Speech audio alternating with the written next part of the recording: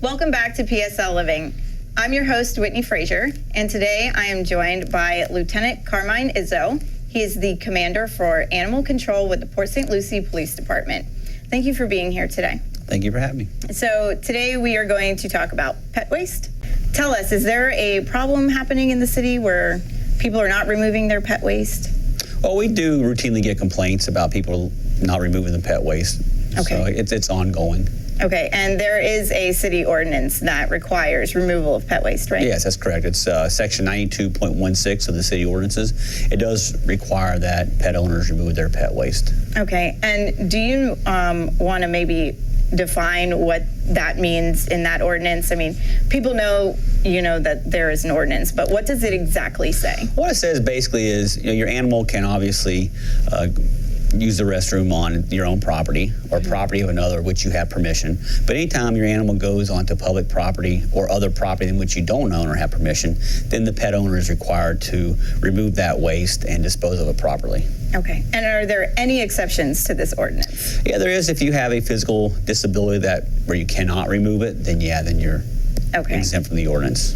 And for residents who do not pick up their pet waste, there is a fine or consequence involved? Yes, it's true. The first offense can be anything from a warning and education about the requirement to pick it up to a $50 fine. Then the second offense is a $100 fine. The third offense, $200. And then the fourth and subsequent offense is a mandatory court appearance. So it can get relatively serious if you continue to do it. Right. And aside from fines, I mean, there's some environmental factors and like health risks involved with not picking up your pet waste. Yes, there is. I mean, we've all been there. It's always frustrating to step in someone else's animal waste, but also if it's in our water supply, the runoff, it can cause increase in bacterial levels within the water supply. So There is a reason behind it where we definitely want you to remove it, not just leave it out there. Right, of course. And if there are residents that are looking to make it a complaint, how could they do that? There are several ways. One, they can simply call the Animal Control Division. Our number is 871-5042 and let us know about it. Or you can also submit the email through the info@cityofpsl.com and we get the email there.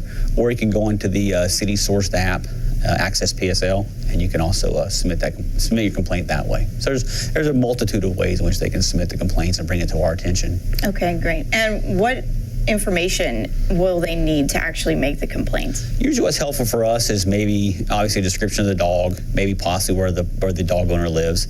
And what we do, we'll assign it to an animal control officer that'll go out and make contact, and usually we start to try to educate the citizen in case they didn't know about the ordinance, and then from there we keep track of the fact that they've been warned, and then if it continues, we'll obviously increase our response based upon their compliance. Right.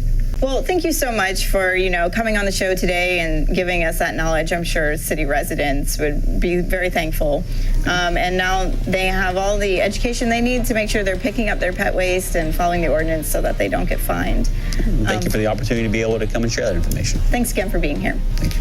We will be right back after these messages.